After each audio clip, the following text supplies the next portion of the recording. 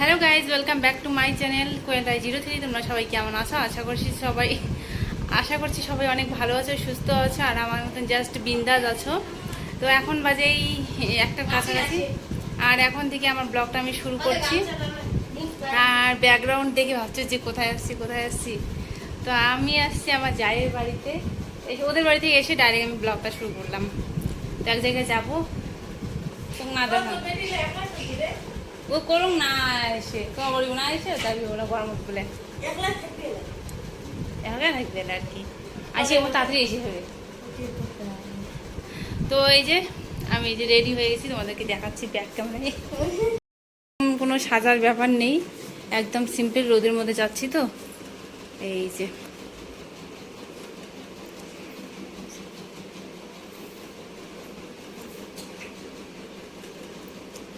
তো এই যে রেডি হয়ে গেছি, এখন যাব। কোনো রেডি হয় নাই, তাড়াতাড়ি খবর দিয়ে যাবো আইসে ধরে ছাড়ি দিয়ে এসে হবে। আজকে এখন যাচ্ছি, এখন বাজে 1টার মতন, আর এখন আমরা যাচ্ছি হলো পার্লারে।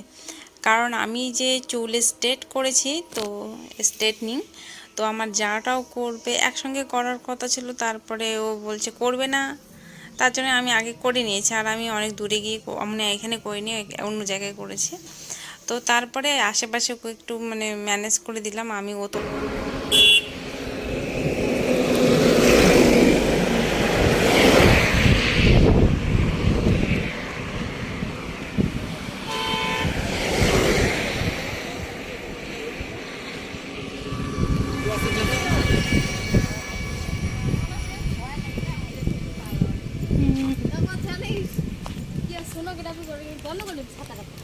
করেক্ট করেক্ট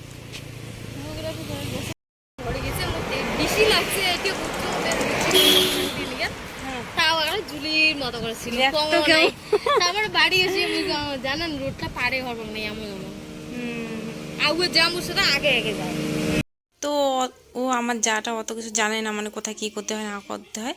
তো আমি এক জায়গায় ম্যানেজ করে কথাবার্তা বলে দিলাম। তো এখন বলতেছে আমাকে রেখে আসিস তুই, আমি জানি না, শুধু আমাকে রেখে আসবি।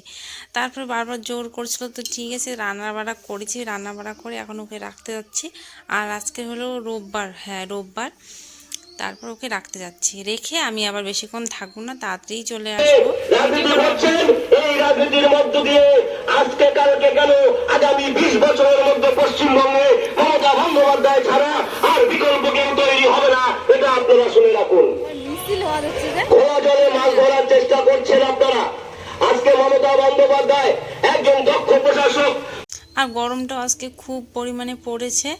তো চলে আসলাম পার্লারে, আমি ফোন করে আসছিলাম, তো বললো যে ঠিক আছে থাকবে 1 ঘন্টার মধ্যে, আর চলে আসছি। তো যাই হোক, এখন ওকে নিয়ে যাই ভিতরে, গিয়ে বসাবো। আমাদের বাড়ি হলো ওই যে কি বলে সতীশীর হাটের পর সুগন্ডিকি পড়ে না, সুগন্ডিকির ওখানে, ওই দিক থেকে হাঁটতে লাগে একটু। পাড়াটা নতুন খুলছো?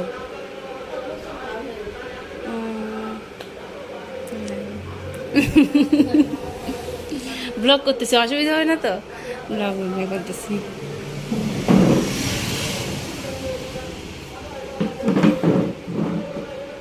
একাই আর কে আসে না? আমি যেদিন করেছিলাম চুল স্ট্রেটনিং, তো সেদিন অনেক ওখানে স্টাফ ছিল, তাই লজ্জায় মানে ভিডিও করতে পারিনি। তার আজকে একজনই ছিল, তো আমরা 2জন ছিলাম, তার জন্য একটু লজ্জাটা কম লাগছিল। মানে আমার সাথে ছিল একজন, মানে বেশি যদি লোকজন থাকে তাহলে কেমন লাগে না। তো আজকে যেহেতু আমরা 2জনই আছি, আমাদের কোনো ব্যাপার না, তাই একটুখানি করলাম। তো চলো, আমারটা তো আমি দেখাতে পারিনি সুন্দর করে, ওটা দেখাচ্ছি।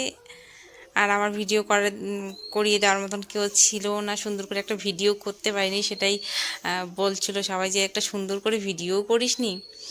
তো যাই হোক, কোনো ব্যাপার না, পরে যদি কখনো করি ভালো করে একটা ভিডিও করব। তো দেখো হচ্ছে, তো ওর অনেকটাই সময় লাগবে বলছিল, তো বলছে ও 3 ঘন্টার কথা, সেই জায়গায় ওরও 4-5 ঘন্টা বোধহয় লাগছে। 1টার দিকে আসছে, তো ওর 7টার দিকে মোটামুটি হয়ে গেছে। না, ওরও অনেকক্ষণ সময় লেগেছে। যাই হোক, তো ওকে রেখে আসলাম, আর এখন আমি বাড়িতে যাব। তো খুব গরম পড়ছে আর জলের পিপাসা পাচ্ছিলো বারবার। তো ভাবলাম যে আইসক্রিম নিয়ে নিই, মামামের জন্য বাড়িতে আছে, ওর জন্য আইসক্রিম আর ডেরি মিল্ক নিলে খুশি হবে, ওর জন্য নিলাম। আর তার সঙ্গে একটা আমি আইসক্রিম নিলাম। আর যাকে কি খাওয়াবো, ও তো পার্লারে আছে ভিতরে, আর আমি এখন যদি নিয়েও যাই অনেকটা সময় লাগবে। তো একটা মানে এখন ও যেহেতু পাশে নেই, তো কী করবো, আমি খেতে খেতে বাড়ি চলে যাব, খুব গরম পড়ছে, ভালো লাগছে না। তো এখানে খেয়েও নিয়েছি আর মামামের জন্য নিয়েছি। এখন গাড়িতে উঠে সোজা চলে যাব বাড়িতে। তো ভিডিওটা কেমন লাগলো কমেন্ট করে জানিও, যদি ভালো লেগে থাকে লাইক কমেন্ট শেয়ার করে দিও। আর চ্যানেলে যদি নতুন হয়ে থাকো, ভিডিওটা প্রথমবার দেখছো, তাহলে আমার চ্যানেলটি সাবস্ক্রাইব করে পাশে থাকা বেল আইকনটিটা অল করে দিও, তাহলে আমার নতুন কোনো ভিডিও আপলোড করলে সবার আগে দেখতে পারবে। সবাইকে টাটা।